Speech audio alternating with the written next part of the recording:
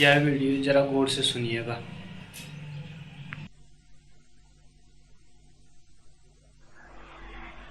शिविर की इस अंतिम रात्रि में थोड़े से प्रश्नों पर और हम विचार कर सकेंगे। कुछ प्रश्न तो ऐसे हैं जो मेरे शब्दों को, विचारों को ठीक से न सुन पाने, न समझ पाने की वजह से पैदा हो गए। एक शब्द भी यहां से वहां कर लें तो बहुत अंतर पैदा हो जाता है। उन प्रश्नों के तो उत्तर मैं नहीं दे पाऊंगा। निवेदन करूंगा कि जो मैंने कहा है उसे फिर एक बार सोचें, उसे समझने की कोशिश करें। जरा सा भेद आप कर लेते हैं, कुछ अपनी तरफ से जोड़ लेते हैं या कुछ मैंने जो कहा उसे छोड़ देते हैं तो बहुत सी भ्रांति या दूसरे अर्थ पैदा हो जाते हैं और जरा से फर्क से बहुत बड़ा फर्क पैदा हो जाता है। एक राजधानी में उस देश के धर्म गुरुओं की एक सभा हो रही थी। सैकड़ों धर्म गुरु देश के कोने कोने से इकट्ठे हुए थे। उस नगर ने उनके स्वागत का सब इंतजाम किया। सभा का जब उद्घाटन होने को था तो मंच पर से पर्दा उठाया गया। 5 छोटे छोटे बच्चों के गले में हेलो, इसके 5 अक्षर HELLO, ये 5 बच्चों के गलों में एक एक अक्षर लटका के एक के बाद एक बच्चा बाहर आया स्वागत के लिए। 4 बच्चे आके खड़े हो गए। 5 में छोटा बच्चा हैरान हुआ, वो भूल गया कहाँ खड़ा होना। वो पीछे न खड़ा होके आगे पंक्ति में खड़ा हो गया। हेलो की जगह ओ हेल बन गया। वो स्वागत की जगह वहां नर्क। उतने से एक अक्षर के यहां से वहां होने पर कहां स्वागत का स्वर्ग था, कहां नर्क उपस्थित हो गया। एक नास्तिक ने अपने घर पर लिख छोड़ा था गॉड इज नोवेयर। एक छोटा सा बच्चा पड़ोस का उसे पढ़ रहा था, नया नया पढ़ने वाला था। उसने पढ़ा गॉड इज नाउ हियर। वो नास्तिक सुन के हैरान हो गया। उसने लिखा था गॉड इज नोवेयर, ईश्वर कहीं भी नहीं। और बच्चे ने पढ़ा गॉड इज नाउ हियर, ईश्वर यही है, यही और अभी। 2 पुरोहित अपनी शिक्षा के लिए एक आश्रम में भर्ती हुए थे। उन दोनों को ही सिगरेट पीने की आदत थी। 1 घंटे के लिए उन्हें आश्रम के बगीचे में घूमने का समय मिलता था। उसी समय वे पी सकते थे, लेकिन वो समय भी ईश्वर चिंतन करने के लिए मिलता था। तो उन्होंने सोचा गुरु से पूछ लेना उचित है। वे दोनों अपने गुरु के पास पूछने गए। पहला व्यक्ति जब लौटा पूछकर तो उसने देखा कि दूसरा तो उससे पहले ही बगीचे में वापस लौट आया है और एक दरख्त के नीचे बैठ के आराम से सिगरेट पी रहा है। उसे बड़ी हैरानी हुई। उसे तो गुरु ने इनकार कर दिया था, क्या उसके साथी को उन्होंने स्वीकार कर दिया? ये कैसे संभव है कि मुझे मना किया और मेरे साथी को हाँ भरी? उसने क्रोध में आके अपने मित्र को पूछा तुम सिगरेट पी रहे हो? मुझे तो मना कर दिया है गुरु ने। उस साथी ने कहा तुमने पूछा क्या था? उस व्यक्ति ने कहा सीधी सी बात थी, मैंने पूछा था क्या मैं ईश्वर चिंतन करते समय सिगरेट पी सकता हूँ? उन्होंने एकदम कहा नहीं, बिल्कुल नहीं। तुमने क्या पूछा था? वो दूसरा मित्र हंसा।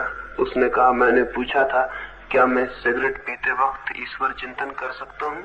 उन्होंने कहा हाँ बिल्कुल।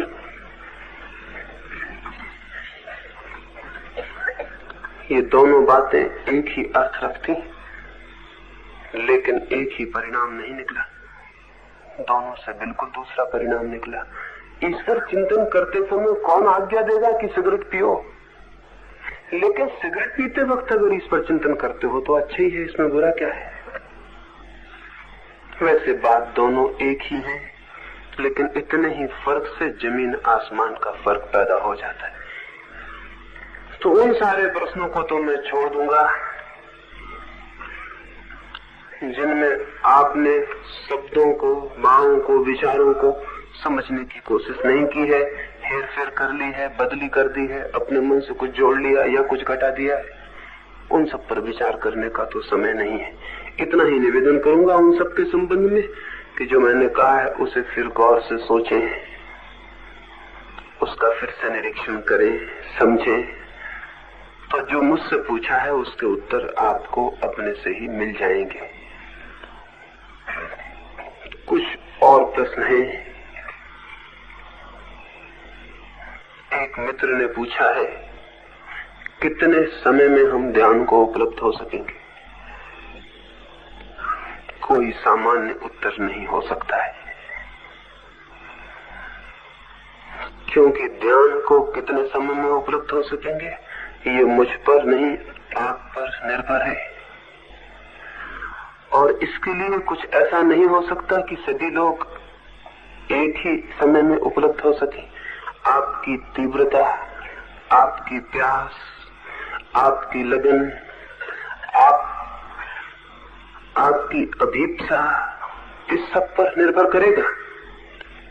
एक क्षण में भी उपलब्ध हो सकते हैं और पूरे जीवन में भी न हो।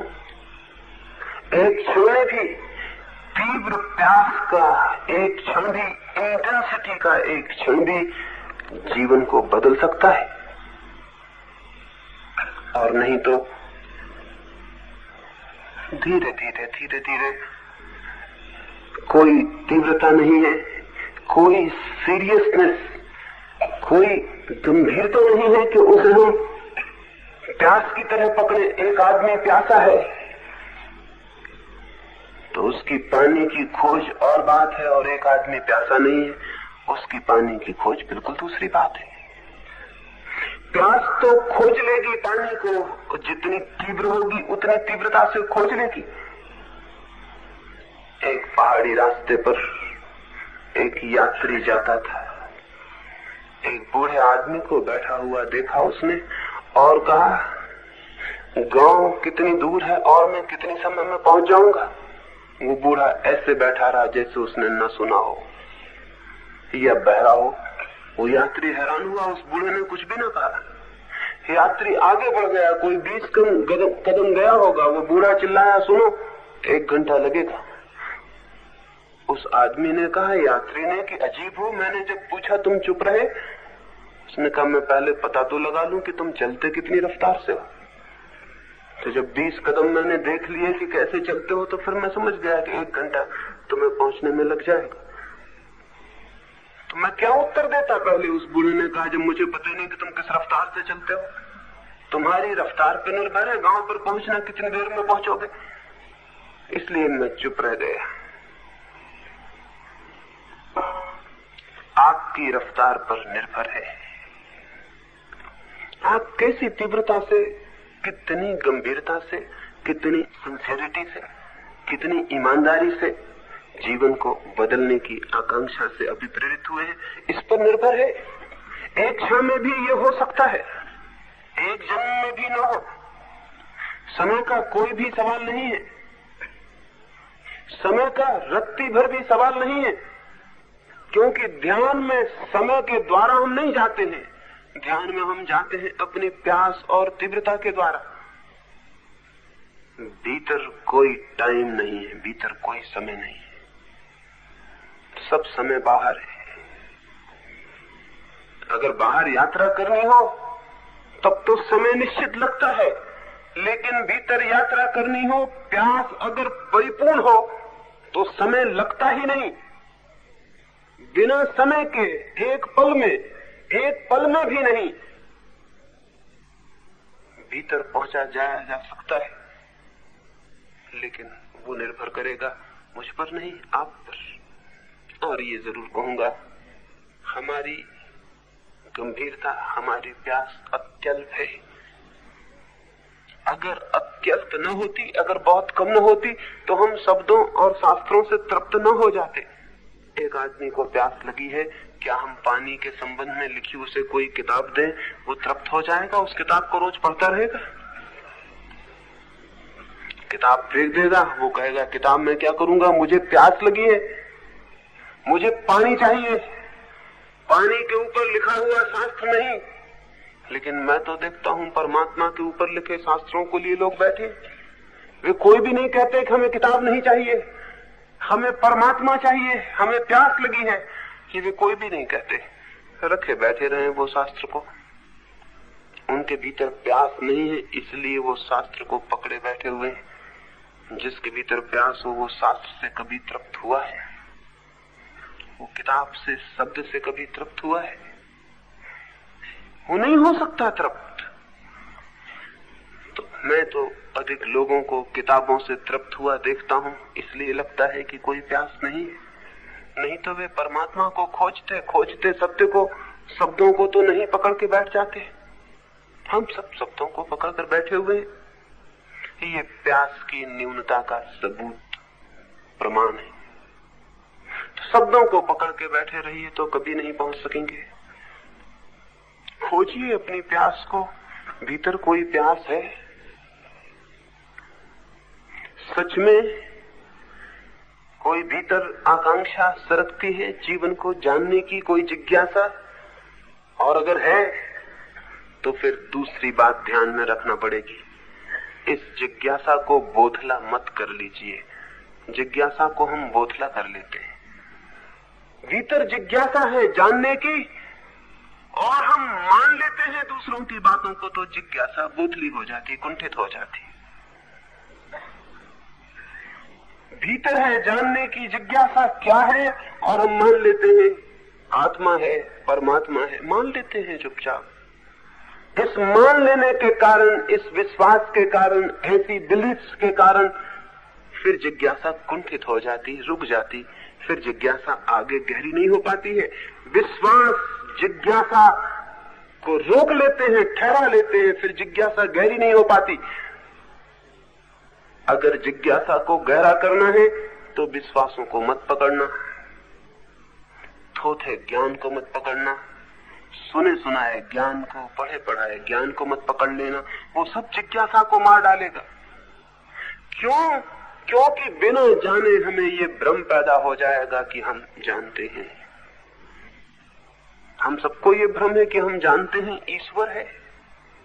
हम सबको ये भ्रम है हम जानते हैं मोक्ष है। हम सबको ये भ्रम है हम जानते हैं पुनर्जन्म है। हम सबको ये भ्रम है हम जानते हैं कर्म है, आत्मा है, फला है, ठिकाना। हम सब कुछ जानते हुए मालूम पड़ते हैं। ये जानते हुए मालूम पड़ना घातक है। ये आपकी प्यास की हत्या कर देगा, और फिर आपके भीतर वो ज्वलन प्यास नहीं रह जाएगी जो पहुंचा सकती। इस सब को छोड़ देने के लिए, इसीलिए मैंने इधर 3 दिनों में आपसे कहा, जाने ठीक से कि मैं अज्ञानी हूं, नहीं जानता हूं। जो व्यक्ति इस बात को ठीक से जानता है कि मैं नहीं जानता हूं, उसकी प्यास अदम्य हो उठती है, क्योंकि अज्ञान से कोई भी तृप्त नहीं हो सकता, ज्ञान से तृप्त हो सकता है। तथाकथित ज्ञान से तृप्त हो सकता है, लेकिन अज्ञान से कोई कैसे तृप्त हो सकता है? अज्ञान तो धक्के देता है। अज्ञान तो एक अतृप्ति पैदा करता है, एक डिस्कंटेंट, कि बदलो, इस अज्ञान को बदलो। लेकिन हम अज्ञान को छिपा लेते शब्दों के ज्ञान में, फिर अज्ञान की ताकत टूट जाती है, वो हमें धक्के नहीं दे पाता, और तब हम एक मिथ्याकर, एक बिल्कुल ही कुनकुने आदमी, जिसके जीवन में कोई उत्थप्त, कोई पैशन, जिसके जीवन में कोई जीवंत बल, कोई जीवंत ऊर्जा नहीं है, ऐसे आदमी हो जाते, बुझे बुझे, जिसकी ज्योति जलती नहीं। हम सब बुझे बुझे आदमी हैं, इसलिए देर लगती पहुंचने में। जलता हुआ आदमी होना चाहिए। उसका जीवन एक ज्वलंत, एक जीवंत, एक लिविंग शक्ति, एक ताकत होनी चाहिए। और हम सब हो सकते हैं, लेकिन अपने ही हाथों हम नहीं हैं। मुझ पर नहीं निर्भर, आप पर निर्भर है। चाहे तो यही क्षण, अभी और यही बात पूरी हो सकती है। एक क्षण में भी बातें हुई हैं। एक साधु था, उसके आश्रम में बहुत लोग थे। एक युवक आया था आश्रम में, वो अत्यंत विवादी था, आर्गुमेंटेटिव था, हर किसी से विवाद करता, बहुत तर्कनिष्ठ भी था। जो बात कहता उसमें तर्क का बल भी होता, लेकिन 24 घंटे विवाद। एक सन्यासी यात्रा करते हुए उस आश्रम में ठहरा। उस सन्यासी के साथ भी उस युवक का विवाद हो गया, और घंटे 2 घंटे में उसने सन्यासी की चिंदियां अलग कर दी। सन्यासी पराजित, दुखी वापस लौटा। उस युवक के गुरु, उस बूढ़े साधु ने जो उस आश्रम में था, उसने उस युवक को कहा, मेरे बेटे, तुम कब तक व्यर्थ ही बोलते रहोगे? तुम कब तक अपने जीवन को व्यर्थ की बातों में गंवाते रहोगे? कब तक? पता है आपको, उस युवक ने उत्तर दिया, नहीं। उसने फिर उत्तर देना भी व्यर्थ समझा। उस दिन के बाद सारा जीवन मौन में बीत गया। इसका उत्तर भी नहीं दिया, क्योंकि उसकी भी क्या जरूरत थी, बात खत्म हो गई। उसे ये बात दिखाई पड़ गई, ये व्यर्थता, इस सारे विवाद की, तर्क की, इस जाल की व्यर्थता दिखाई पड़ गई, बात खत्म हो गई।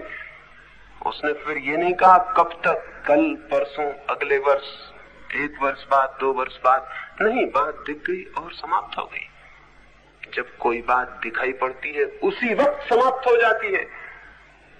दिखाई ही नहीं पड़ती, इसलिए सवाल उठता है कि कब, कितने दिनों में, कैसे। देखने की कोशिश करें, जो चीज दिखाई पड़ जाएगी, दिखाई पड़ने से ही एक परिवर्तन तत्क्षण हो जाता है। फिर उसके गुरु को कई लोगों ने कहा, यह आदमी तो बड़ा पागल मालूम होता है, कल तक इतना विवाद करता था, इसे क्या हो गया? उसके गुरु ने कहा, मैं खुद हैरान हो गया, इसे देखकर चकित हो गया, मुझे ये कल्पना नहीं थी। मैंने पूछा था कब तक, उसने इसका भी फिर उत्तर नहीं दिया। बात फिजूल हो गई, दिख गई तो फिजूल हो गई।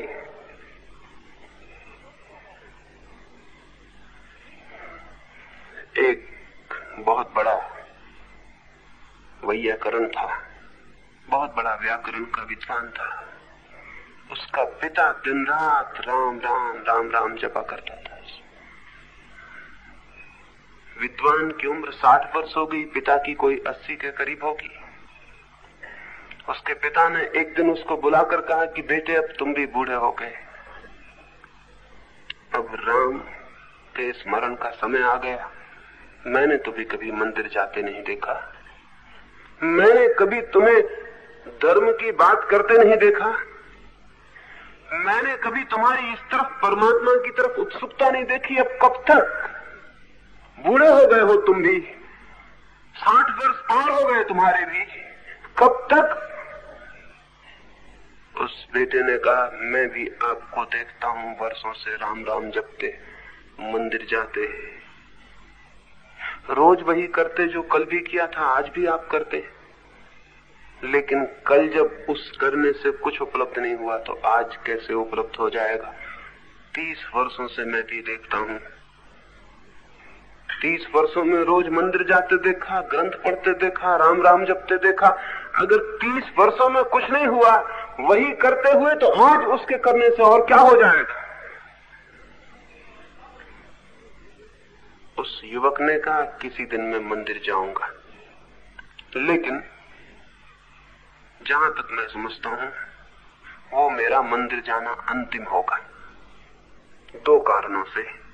या तो मंदिर से मैं लौटूंगा ही नहीं, और या लौट आया तो फिर मंदिर नहीं जाऊंगा। वो अंतिम और प्रथम मंदिर मेरा जाना होगा। बाप 90 वर्ष का हो गया, लड़का 70 वर्ष पार कर गया। 70वीं वर्षगांठ थी उसकी।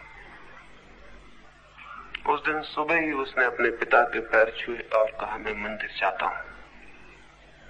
सारे गांव के लोग इकट्ठे हो गए ये खबर सुनकर कि वो आदमी जो कभी मंदिर के पास नहीं फटका आज मंदिर जा रहा है। सारा गांव इकट्ठा हो गया। वो व्यक्ति मंदिर गया, लेकिन वो जाना अंतिम था। मंदिर में उसने आंख बंद करके खड़ा हुआ और श्वास समाप्त हो गई। उसका पिता रोने लगा।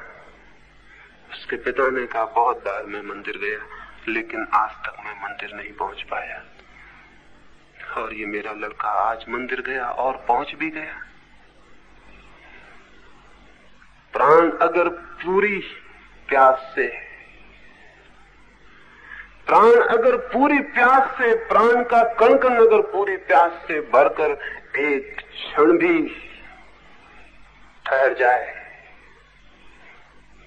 तो परमात्मा से मिलन सुनिश्चित है, सत्य से मिलन सुनिश्चित है।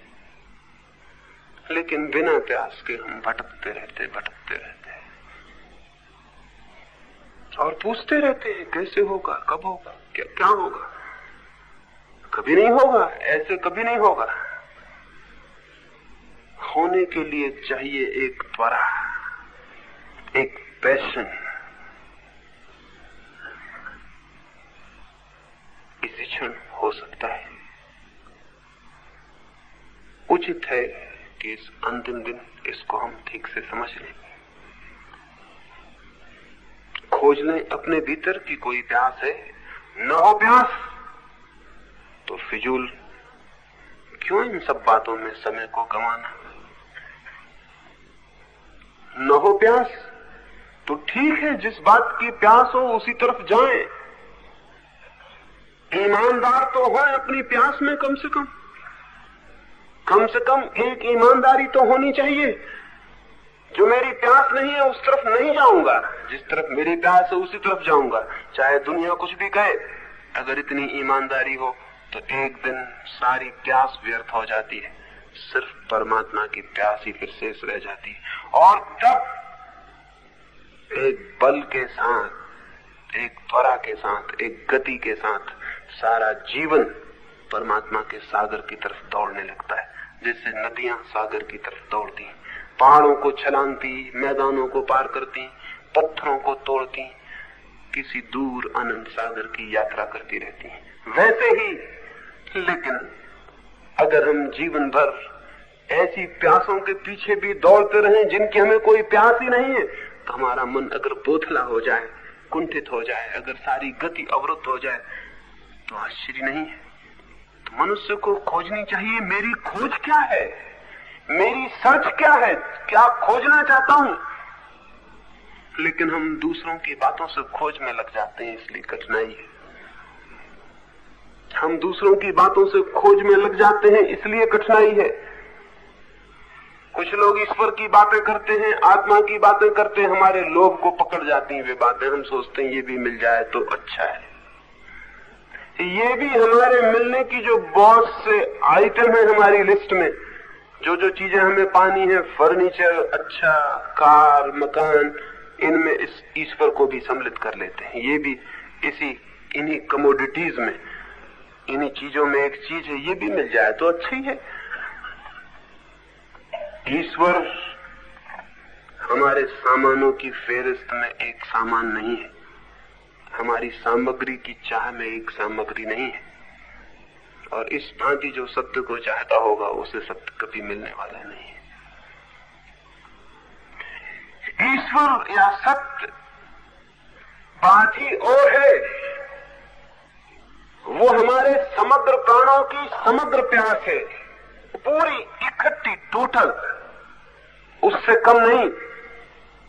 और वो तभी पैदा होती है जब जीवन की सब चीजों को हम गौर से देख देख कर सब तरफ पाते हैं कि कहीं कोई तृप्ति नहीं, सब जगह असंतोष है, सब जगह जब डिस्कंटेंट मिलता है, जब सब जगह हमारा ये भ्रम टूट जाता है कि कहीं भी नहीं कुछ संतोष मिलता, कहीं कोई शांति नहीं मिलती, कहीं कोई आनंद नहीं मिलता, जब सब तरफ हम जांच लेते हैं, दौड़ लेते हैं, खोज लेते हैं, मैं कहता हूं खोज लेना चाहिए, क्योंकि बिना खोजे सबको हमारी कच्ची खोज, कच्ची प्यास होगी। खोज लेना चाहिए ठीक से जीवन में कहां मिल सकता है आनंद, कहां मिल सकती है शांति, कहां मिल सकता है संतोष।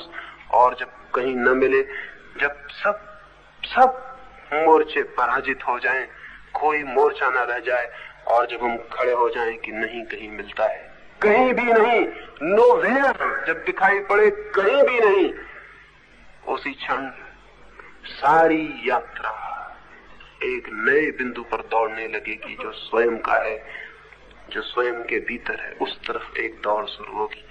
लेकिन हमारी दौड़ और तरह की है। हम एक ऐसे मकान में बैठे हुए हैं कि कोई उपदेशक आके हमको समझाता है कि मकान में आग लगी हुई है। हम उससे पूछते हैं वो तो ठीक है लगी होगी, लेकिन हम कब तक निकल पाएंगे इस मकान से? साफ है, मतलब उपदेशक कहता है आग लगी है, इसलिए हमने मान लिया आग लगी। अब हम पूछ रहे हैं कि कब तक निकल पाएंगे। हमको आग दिखाई पड़ जाए तो हम ये पूछेंगे कि कब तक निकल पाएंगे। उपदेशक पीछे रह जाएगा, हम पहले निकल जाएंगे। उसको एक धक्का देंगे कि रास्ता छोड़ो, मुझे बाहर जाने दो, तुम भला फिर समझाना किसी को, अब मैं समझने को यहाँ फुर्सत नहीं है मुझे। हम उसे धक्का देंगे और बाहर निकल जाएंगे, लेकिन हमें तो आग दिखाई नहीं पड़ती। लोग समझाते हैं कि आग लगी हुई है, जीवन में दुख है, पीड़ा है, लोग समझाते हैं, हमारी समझ में तो कुछ आता नहीं, इसलिए हमारी समझ में कुछ और ही आता है और ये समझाने वाले कुछ और समझाते हैं। एक झूठी प्यास पैदा हो जाती है। उस झूठी प्यास के कारण सवाल उठता है कब तक? अपनी प्यास को खोजना चाहिए, क्या वो सच्ची है? और न हो सच्ची तो उस प्यास को दो कौड़ी का समझ के फेंक देना चाहिए, चाहे वो ईश्वर की ही प्यास क्यों न हो। झूठी प्यास का कोई मूल्य है? झूठी प्यास का कोई मूल्य नहीं है। फिर जो हमारी प्यास हो उसी को ठीक से खोजना चाहिए, और जब वो सारी खोज में नहीं मिलेगा कुछ, तब वो खोज पैदा होगी जो उसकी है, परमात्मा की, सत्य की। जब सब तरफ से मन हारा थका कहीं भी नहीं पाता, तब उठना चाहता है, तब भीतर जाना चाहता है। लेकिन हमें बचपन से ही झूठी प्यासें सिखा दी जाती हैं, उससे सारी मुश्किल हो जाती है। अपनी झूठी प्यास को छोड़ दें, सच्ची प्यास की तलाश करें, और वो तभी होगी सच्ची प्यास की खोज जब आप, जो भी आपकी प्यास है, चाहे सारी दुनिया कहती हो कि वो गलत है, कहने दें दुनिया को, ये जिंदगी आपको मिली है और एक बार, इसको आप किसी के कहने पर मत जिए।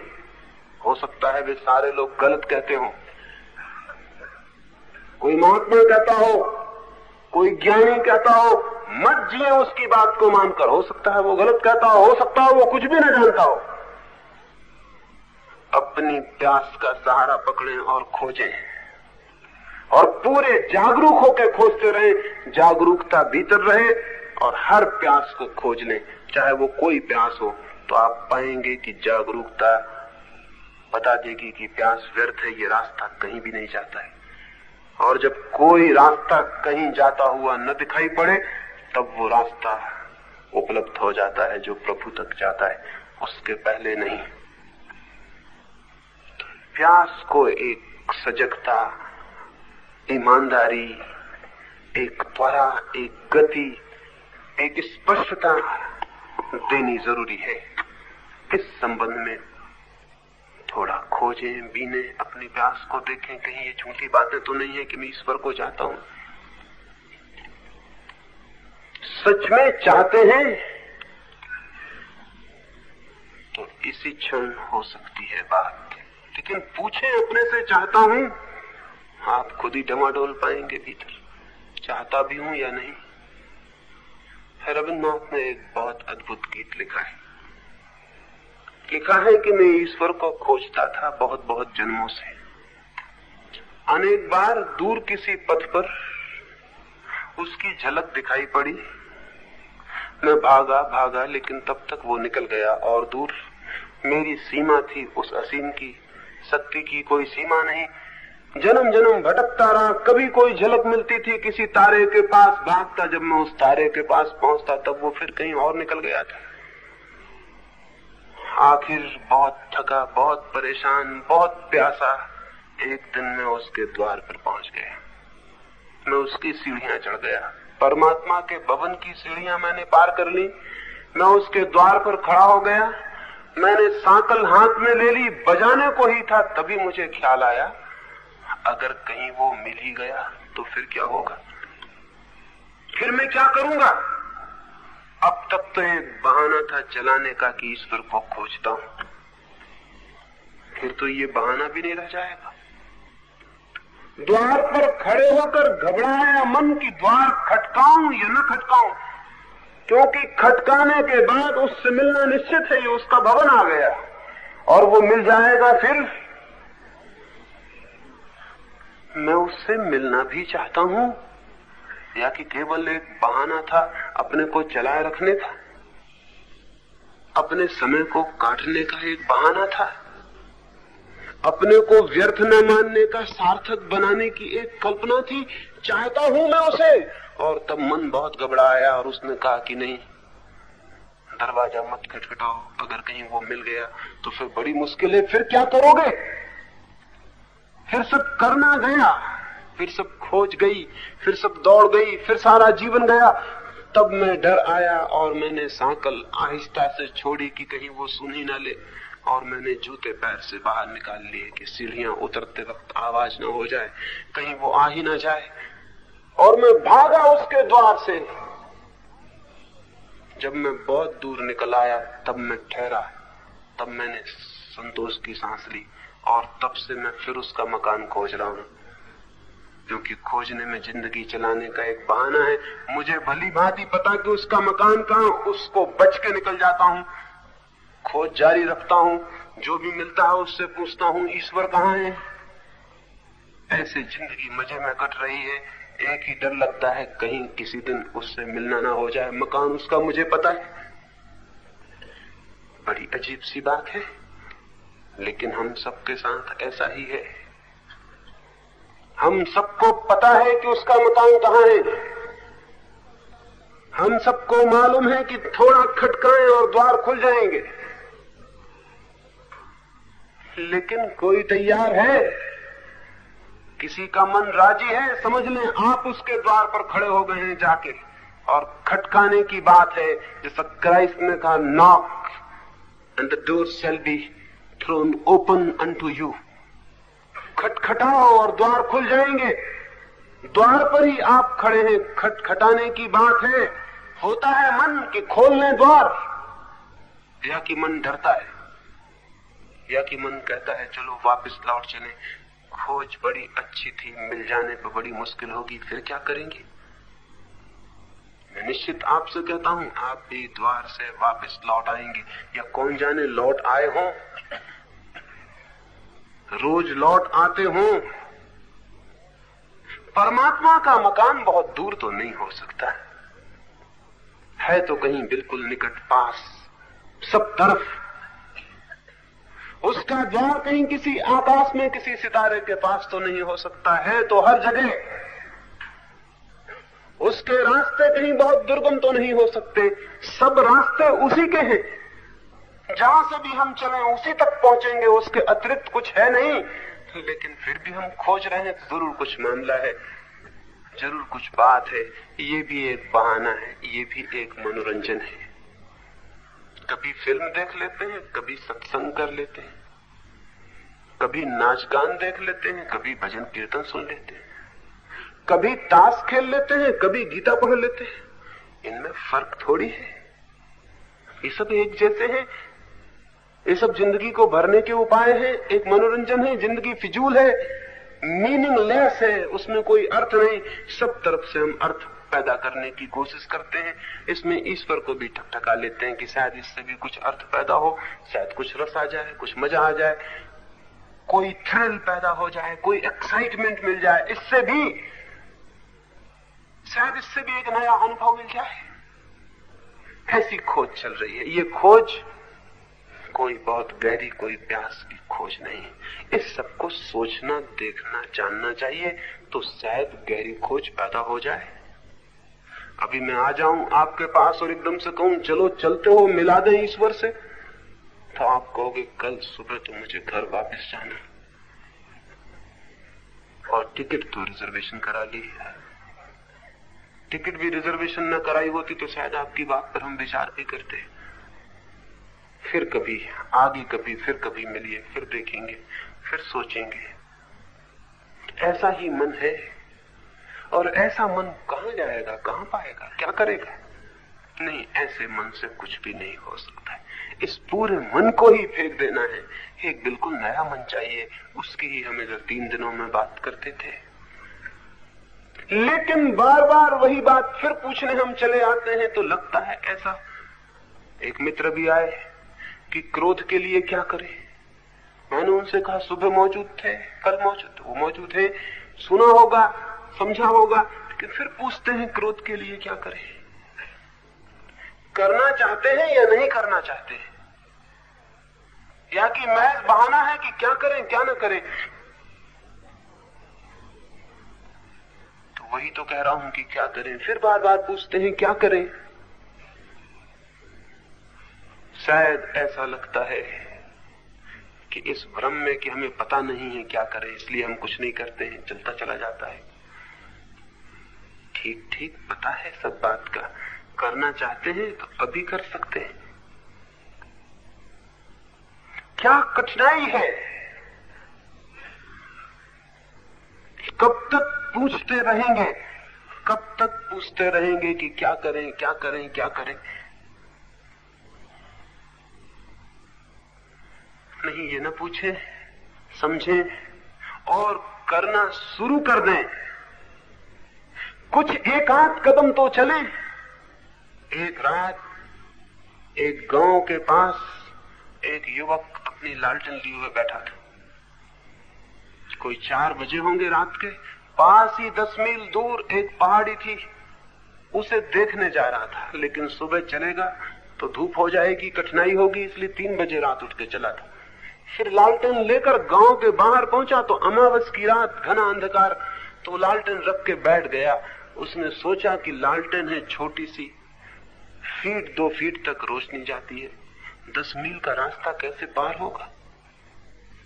10 मील तक प्रकाश होता तो चले भी जाते, कुल 2 फीट तक प्रकाश पड़ता है, और 10 मील का लंबा रास्ता है। भगवान, ये नहीं हो सकता। उसने 10 मील में 2 फीट का भाग दिया होगा तो समझ में आ गया कि तो बहुत कठिन बात है। गणित उसे मालूम था, 2 फीट की रोशनी है, 10 मील का रास्ता है, अंधेरे से भरा हुआ, काम होगा कैसे। वो वहां बैठ गया। सूरज निकल आए तो जाऊं, ऐसे तो काम नहीं चल सकता। पीछे से एक बूढ़ा आदमी भी उसी पहाड़ की तरफ जाता था। उसने पूछा कि बेटे तुम बैठे क्यों हो? उसने कहा कि मैं इसलिए बैठा हूं कि सूरज निकल आए तो जाऊं, क्योंकि रास्ता है 10 मील लंबा और मेरे पास छोटी सी लालटेन है और 2 फीट रोशनी पड़ती। कैसे होगा ये पार कैसे पड़ेगी बात। उस बूढ़े ने कहा बड़ा पागल है तू, 2 फीट रोशनी बहुत है। एक दफे में एक आदमी 1 कदम से ज्यादा चलता ही नहीं। 1 कदम चल तब तक रोशनी 2 फीट आगे हो जाएगी, फिर 1 कदम चल तब तक रोशनी फिर 2 फीट आगे हो जाएगी। तुझे हमेशा 2 फीट आगे रोशनी उपलब्ध रहेगी। तू चल तो 10 मील क्या 10,000 मील छोटी लालटेन से पार हो सकते, लेकिन तू भी अजीब गणित लगाने बैठा है कि 2 फीट रोशनी जाती है तो 10 मील के लिए कितनी रोशनी चाहिए। इतनी बड़ी लालटेन नहीं बन सकती, बहुत मुश्किल है, फिर तू कभी नहीं जा सकेगा। तो मैं निवेदन करूंगा, छोटी सी रोशनी जो भी दिखाई पड़ती हो उसमें चलना शुरू कर दें। रोशनी काफी है, थोड़ी सी थोड़ी भी काफी है, क्योंकि 1 कदम से ज्यादा कभी कोई चल सकता है। 1 कदम चलिएगा, रोशनी और 1 कदम आगे हो जाएगी, लेकिन चलना हमें नहीं है। हम हिसाब लगाने में बहुत कुशल हैं, हम बैठ के हिसाब लगाते। मैंने आपको कहा निरीक्षण करिए क्रोध का। आप फिर पूछते हैं क्रोध के लिए क्या करें। निरीक्षण करिए। नहीं आज एकदम से हो सकेगा निरीक्षण, 2 फीट ही सही, 10 मील ना सही, थोड़ा सा ही सही, लेकिन करें तो। कुछ चीजें हैं जो केवल करके ही जानी जा सकती हैं, जिन्हें जानने का और कोई उपाय नहीं। एक आदमी तैरना सीखना चाहता हो, वो कहे कि पहले हमें तैरना सिखा दें, फिर हम पानी में उतरेंगे, तो बड़ी मुश्किल, क्योंकि वो कहेगा कि जब तक मैं तैरना ना सीखूं तब तक पानी में उतरूं कैसे, और जब तक कोई पानी में ना उतरे तब तक तैरना सीखे कैसे। फिर बात खत्म हो गई, वो किनारे पे रह जाएगा वो आदमी, क्योंकि उसने एक शर्त लगाई कि जब तक मैं तैरना न सीख लूं तब तक मैं पानी में नहीं उतर सकता। और पानी में उतरना जरूरी है तैरना सीखने के लिए भी। आप पूछते हैं कि क्या करें, पूरा हमें सारी साधना स्पष्ट हो जानी चाहिए। वो स्पष्ट होगी आपके चलने से, एक कदम भर स्पष्ट हो जाए तो काफी है। फिर आप चलिए, फिर आप उतरिए पानी में, फिर आप सीखेंगे चलने से, गति करने से, नहीं तो जीवन भर कभी नहीं सीखेंगे। इधर 3 दिनों में जो थोड़ी सी बातें हुई उसमें से कुछ भी एक कण भर आपको दिखाई पड़ता हो कि करने जैसा है तो करिए, और उस कण भर को करने में आप पाएंगे कि और आगे का रास्ता आलोकित हो गया। उतना और चलिए और आप पाएंगे और बड़ा रास्ता आलोकित हो गया। जितना चलिए उतना ही रास्ता प्रकाशित होता चला जाएगा। लेकिन आप शुरू से लेकर आखिर तक पूरी 5 वर्षीय योजना अभी जान लेना चाहते हो तो उसके लिए गवर्नमेंट ऑफ इंडिया से संबंध स्थापित करना चाहिए। वहां इस तरह की बड़ी कारीगरियां निरंतर चलती रहती हैं। वो बड़ी लंबी योजनाएं बनाते हैं। एक कदम चलने का जिन्हें तमीज नहीं, वो सारे लोग हजारों कदम की योजनाएं बनाते हैं। तो वो हजारों कदम तो कभी उठते नहीं, वो एक कदम भी जो उठ सकता था वो भी नहीं उठ पाता है। एक कदम काफी है। गांधी जी एक भजन गाया करते थे, 1 step is enough for me. उसमें एक पंक्ति है, एक कदम काफी है। सच है ये बात, एक कदम काफी है। लेकिन एक कदम जो नहीं चलता और हजारों कदमों का विचार करता रहता है, वो खो देता है, जीवन से वंचित रह जाता है। एक और मित्र ने पूछा है कि मैं ईश्वर के दर्शन कैसे कर सकता हूं। तो मैं आपसे निवेदन करूंगा, आप अर्थात मैं ये कभी भी ईश्वर का दर्शन नहीं कर सकता है।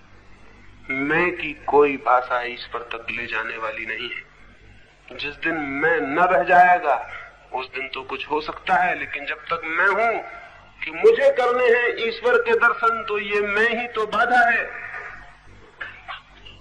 विक्टोरिया, महारानी विक्टोरिया अपने पति से एक दिन लड़ पड़ी थी।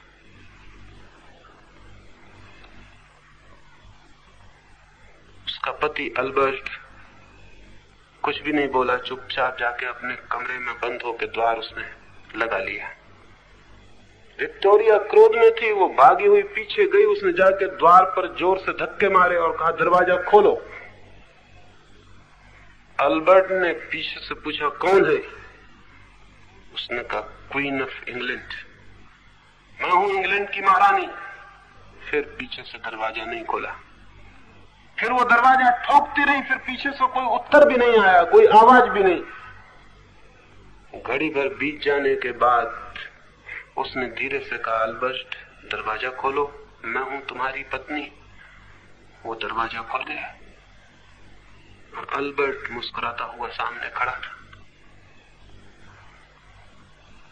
परमात्मा के द्वार पर हम जाते हैं, मैं हूं इंग्लैंड की महारानी, दरवाजा खोलो।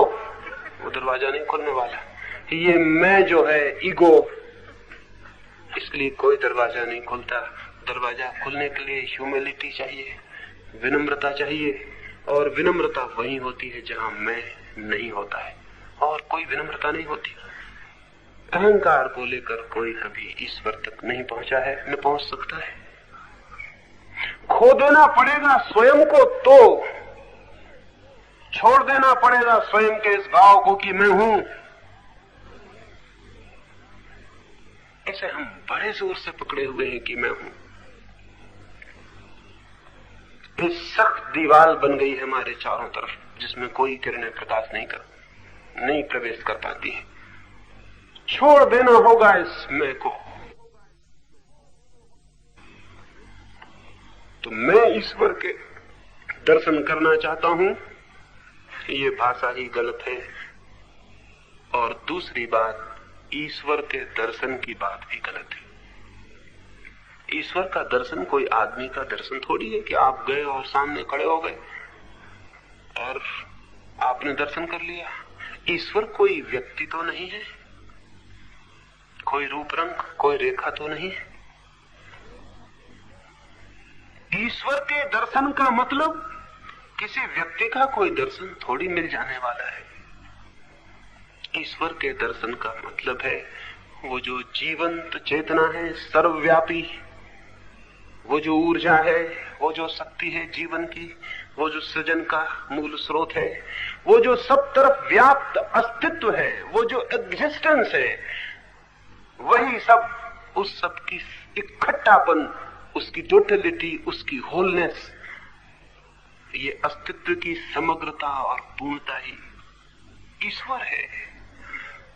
तो जिस दिन मेरे अहंकार की बूंद इस विराट अस्तित्व के सागर में खोने को राजी हो जाती है, उसी दिन मैं उसे उपलब्ध हो जाता हूं, मैं उसे जान लेता हूं। बूंद खो जाए तो सागर के साथ एक हो जाती है, लेकिन बूंद कहे कि मैं सागर को जानना चाहती हूं, फिर बहुत कठिनाई है। बूंद कहे कि मैं मिटने को राजी हूं, तो जिस जगह वो मिट जाएगी उसी जगह वो सागर को उपलब्ध हो जाती है, वहीं मिल जाएगी सागर से। अहंकार की बूंद लिए रास्ता तय नहीं हो सकता है। इसलिए मत पूछें कि मैं ईश्वर के दर्शन को उपलब्ध हो सकता हूं, नहीं, न तो मैं ईश्वर के दर्शन को उपलब्ध हो सकता है और न ईश्वर का दर्शन किसी व्यक्ति का दर्शन है। एक मित्र ने पूछा है कि ध्यान में बैठता हूं तो बस अंधकार ही अंधकार दिखाई पड़ता है, कोई प्रकाश दिखाई नहीं पड़ता। प्रकाश दिखाई पड़ने की जरूरत क्या है? अंधकार दिखाई पड़ता है, यही एक बीमारी है। धीरे धीरे ये भी दिखाई नहीं पड़ेगा। जब कुछ भी दिखाई नहीं पड़ेगा, कुछ भी, जब कुछ भी अनुभव में नहीं उतरेगा, कुछ भी, रह जाएंगे केवल केवल जागरूक, रह जाएगा केवल ज्ञान, बोध मात्र, रह जाएगी केवल कॉन्शसनेस, और सामने कोई भी ऑब्जेक्ट नहीं, कोई भी विषय नहीं, कोई भी अनुभव नहीं।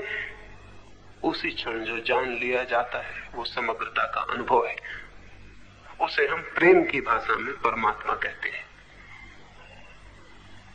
परमात्मा शब्द सिर्फ हमारी प्रेम की भाषा है, अन्यथा सत्य ही कहना उचित है। उस दिन हम जान पाते हैं सत्य क्या है। लेकिन सत्य को जब हम प्रेम की तरफ से देखते हैं, जब हम सत्य को प्रेम से देखते हैं, तब सत्य बड़ा दूर मालूम पड़ता है, बड़ा गणित का सिद्धांत मालूम पड़ता है, मैथमेटिकल मालूम पड़ता है। उससे कोई संबंध पैदा होता नहीं मालूम पड़ता है। तब हम कहते हैं परमात्मा, और तब एक संबंध बनता हुआ मालूम पड़ता है, एक प्रेम का नाता और एक सेतु बनता हुआ मालूम पड़ता है। एक मित्र ने पूछा है कि मैं आखिर में कहता हूं कि आप सबके भीतर परमात्मा के लिए प्रणाम करता हूं, या कभी कहता हूं कि परमात्मा करे, तो मेरा मतलब क्या है? मेरा मतलब किसी ऐसे परमात्मा से नहीं जो ऊपर बैठा और सब चला रहा है। मेरा मतलब सबके भीतर बैठी हुई सोई हुई चेतना से है। उस चेतना को ही बुलाता हूं, कोई दूर किसी परमात्मा को नहीं, वो जो आपके भीतर है और कण कण में, पत्ते में, पत्थर में, सब में। और हमारे शब्द और हमारी भाषा सब असमर्थ है ऐसे तो उसके बाबत कुछ कहने में, लेकिन फिर कुछ इशारे अत्यंत जरूरी हैं। कोई नाम हम देते हैं, परमात्मा कहें, सत्य कहें, या कुछ भी कहें, इससे कोई फर्क नहीं पड़ता। मोक्ष कहें, निर्वाण कहें, ब्रह्म कहें, कुछ भी कहें, इससे कोई फर्क नहीं पड़ता। हमारे सब शब्द एक से असमर्थ हैं। उसे सूचित करने में, लेकिन शब्द के बिना कोई सूचना भी कठिन है। तो इसीलिए निशब्द में जाने का हम प्रयोग करते हैं, शब्द को छोड़ने का, ताकि वहां शायद उसका स्पर्श, उसका संस्पर्श हो सके। एक अंतिम बात, फिर हम रात्रि के ध्यान के लिए बैठेंगे। अंतिम बात ये मुझे कहनी है,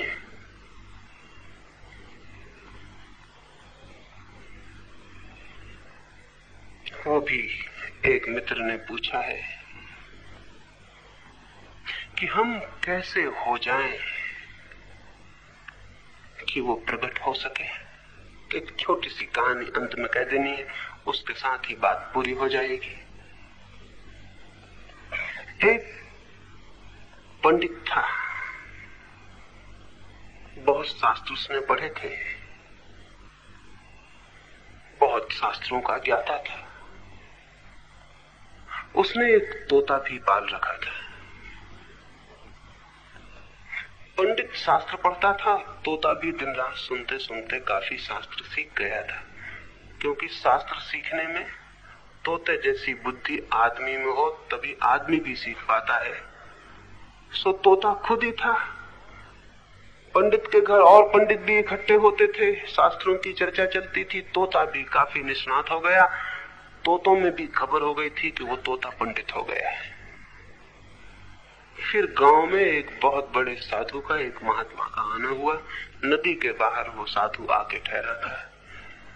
पंडित के घर में भी चर्चा आई। वे सब मित्र, उनके सत्संग करने वाले सारे लोग उस साधु के पास जाने को तैयार हुए, कुछ जिज्ञासा करने। जब वे घर से निकलने लगे तो उस तोते ने कहा, मेरी भी एक प्रार्थना है, महात्मा से पूछना, मेरी आत्मा भी मुक्त होना चाहती है, मैं क्या करूं? मैं कैसा हो जाऊं कि मेरी आत्मा मुक्त हो जाए? उन पंडितों ने कहा, उन मित्रों ने कहा कि ठीक है, हम जरूर तुम्हारी जिज्ञासा भी पूछ लेंगे। वे नदी पर पहुंचे तब वो महात्मा नदी पर स्नान करता था। वो स्नान करता जा रहा था, घाट पर ही वे खड़े हो गए और उन्होंने कहा, हमारे पास एक तोता है, वो बड़ा पंडित हो गया है। उस महात्मा ने कहा, इसमें कोई भी आश्चर्य नहीं, सब तोते पंडित हो सकते हैं, क्योंकि सभी पंडित तोते होते हैं। हो गया होगा, फिर क्या? और मित्रों ने कहा, उसने एक जिज्ञासा की है कि मैं कैसा हो जाऊं, मैं क्या करूं कि मेरी आत्मा मुक्त हो सके। ये पूछना ही था कि वो महात्मा जो नहा रहा था, उसकी आंख बंद हो गई, जैसे वो बेहोश हो गया, उसके हाथ पैर शिथिल हो गए, धार थी तेज, नदी उसे बहा ले गई। वे तो खड़े रह गए चकित, उत्तर तो दे ही नहीं पाया वो। और ये क्या हुआ? उसे चक्कर आ गया, गस्त आ गया, मूर्छा हो गई, क्या हो गया? नदी की तेज धार थी, कहां नदी उसे ले गई कुछ पता नहीं। वे बड़े दुखी घर वापस लौटे। कई दफा मन में भी हुआ, इस तोते ने भी खूब प्रश्न पूछवाया, कोई अपशगुन तो नहीं हो गया? घर से चलते वक्त मुहूर्त ठीक था या नहीं? इस प्रश्न कैसा था? प्रश्न कुछ गड़बड़ तो नहीं था? हो क्या गया महात्मा को? वे सब दुखी घर लौटे। तोते ने उनसे आते ही पूछा, मेरी बात पूछी थी? उन्होंने कहा, पूछा था। और बड़ा अजीब हुआ, उत्तर देने के पहले ही महात्मा का तो देहांत हो गया। वो तो एकदम बेहोश हुए, मृत हो गए, नदी उन्हें बहा ले गई। उत्तर नहीं दे पाए वो, इतना कहना था कि देखा कि तोते की आंख बंद हो गई, वो फड़फड़ाया और पिंजरे में गिर के मर गया।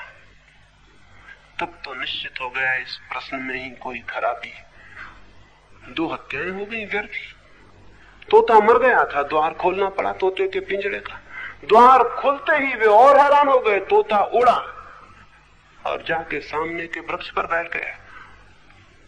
और तोता वहां बैठ के हंसा और उसने कहा कि उत्तर तो उन्होंने दिया, लेकिन तुम समझ नहीं सके। उन्होंने कहा, ऐसे हो जाओ मृतवत, जैसे हो ही नहीं। मैं समझ गया उनकी बात और मैं मुक्त भी हो गया, तुम्हारे पिंजरे के बाहर हो गया। अब तुम भी ऐसा ही करो तो तुम्हारी आत्मा भी मुक्त हो सकती है। तो अंत में मैं यही कहना चाहूंगा, ऐसे जिए जैसे है ही नहीं, हवाओं की तरह, पत्तों की तरह, पानी की तरह, बादलों की तरह, जैसे हमारा कोई होना नहीं है, जैसे मैं नहीं हूं।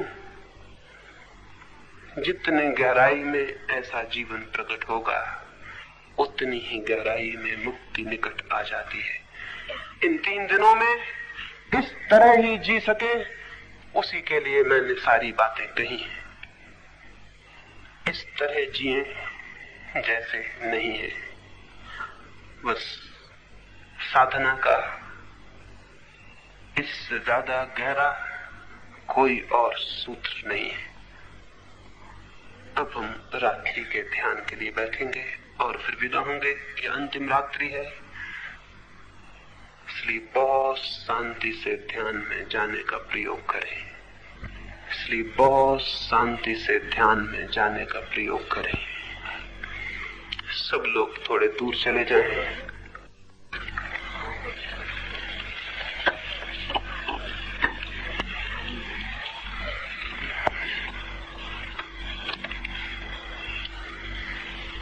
अपनी अपनी जगह रुक जाएं, जो जहां है। कोई किसी तरह की बातचीत नहीं करेगा। जो लोग खड़े हैं या बैठे हैं वे सबका ध्यान रखेंगे, थोड़ी भी गड़बड़ न हो। शांति से लेट जाएं। सारे शरीर को बिल्कुल ढीला छोड़ दें, वैसे ही जैसा अभी मैंने कहा, जैसे आप हो ही नहीं, बिल्कुल ढीला छोड़ दें, जैसे कोई जीवन भी नहीं है, बिल्कुल शिथिल छोड़ दें।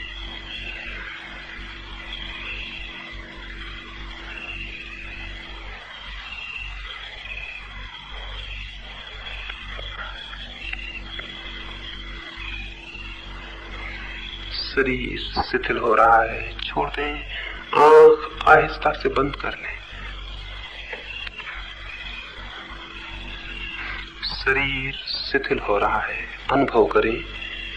शरीर शिथिल हो रहा है, शरीर शिथिल हो रहा है,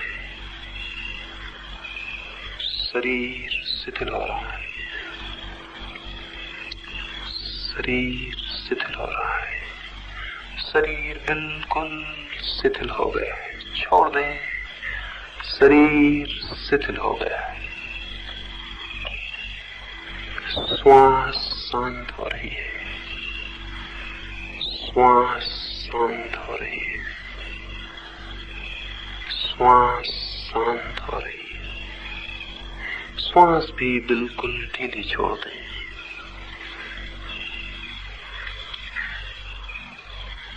अब बिल्कुल शांत और मौन। चारों तरफ जो भी आवाजें सुनाई पड़ रही हैं उन्हें सुने। रात्रि की आवाजें आ रही हैं, जंगल का सन्नाटा बोल रहा है, उसे मौन जागे हुए सुनते रहे। सुने, शांति से सुने, भीतर जागे रहे और सुनते रहे। सुनते सुनते ही मन शांत होता जाएगा। सुनते सुनते मन एकदम नीरव, एकदम शांत हो जाएगा। सुने,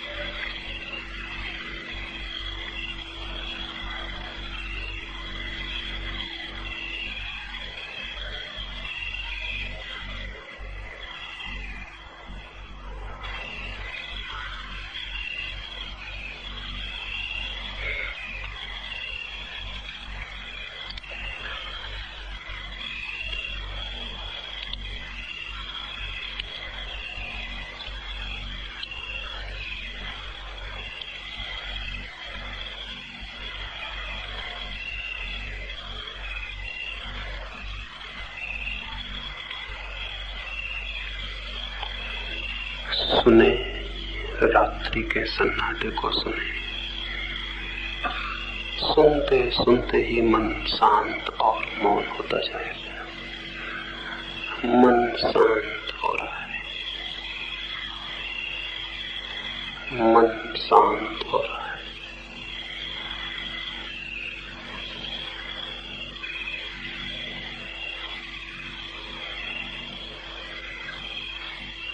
मन शांत हो रहा है।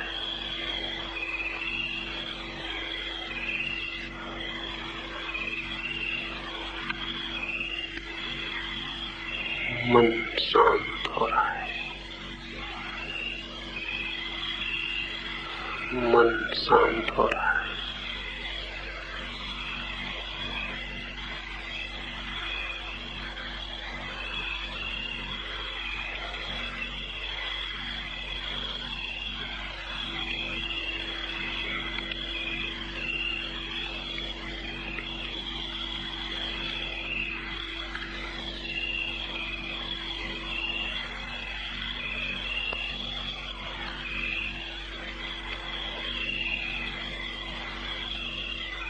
मन शांत हो रहा है। मन शांत हो रहा है। मन शांत हो रहा है।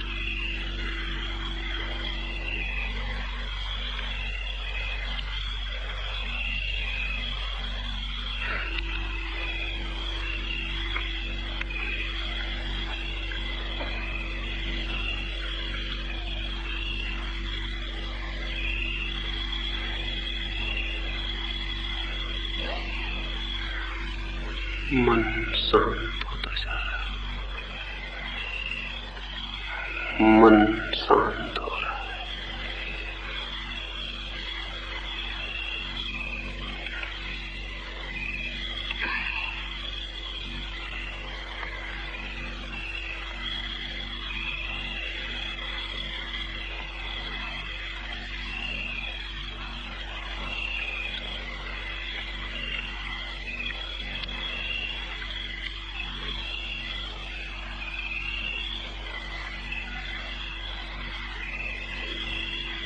मन शांत हो गया है। मन शांत हो गया है। मन बिल्कुल शांत हो गया।